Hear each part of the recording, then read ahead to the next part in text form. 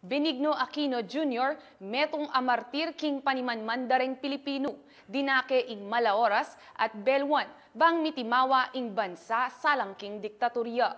Anya naman lawe ding dakal kaya, metong abayani. Dangal emuning bansa nunening liping Kapampangan. Yan ang report ng Red Tolentino. Sige, brother.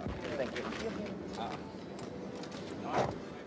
21 de agosto de 1983. Inyang barilan ininoy Aquino ken tarmac ning Manila International Airport. Mibulang din Pilipino, migmalun at alos mila ko na pag-asa. Uling ala na ing taong asahan rang mapupus king diktatorya.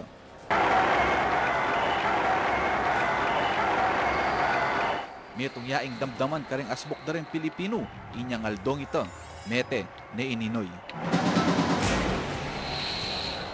Migit at 2 milyong Pilipino ding tinagun, anyang iyetad na king kutkutana. Metong a politiko at kilalang kritiko ning kanitang rehimeng Marcos. Kabilang king angkan ning metong kareng peka maimpluwensyang pamilya king Pampanga ang Pong Tarlac. Ingkong ng Iservillano Aquino, abayit Angeles Pampanga. Metong ay general inyang revolusyon, salang kareng Kastila ang po Amerikano. Kabang ingkayang tata naman, Benigno Aquino Sr., metong apolitiko. At Denny, meging inspirasyon na king kayang karera. Meging war correspondent ng Manila Times, meging advisor ng kanita Defense Secretary ay Ramon Magsaysay. Lakwas siya pang may kilala ininoy. Inyang apasuko ne ing Kapampangan na supremo ning Hukbalahap ay Luis Tarok.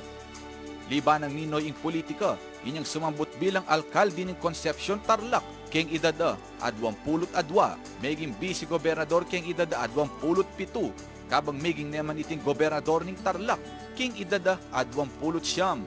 At ginawang kasalesayan keng Pilipinas, inyang meging peka anak ame halal para senador keng idada a 34. King Senado, may kilala Senador Aquino, ken kayang galing king pamanyalita, matinik king pamanimbestiga at pamagsiwala kareng anomalya.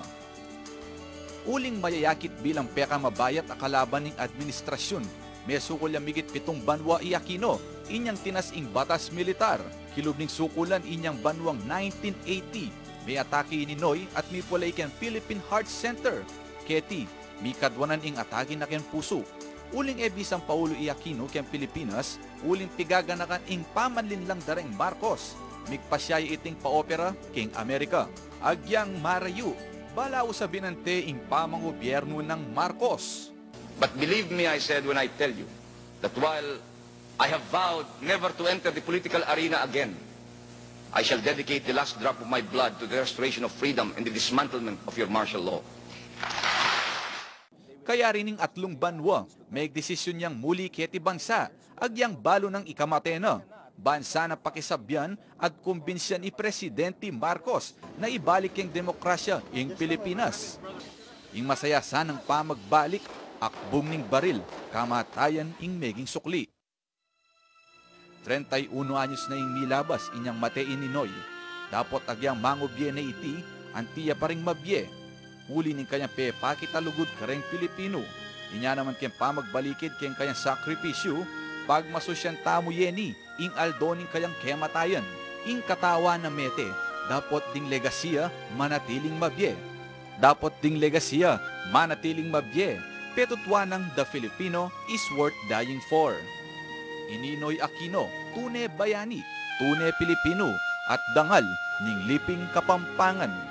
Red Tolentino, 9 News, Kapampangan.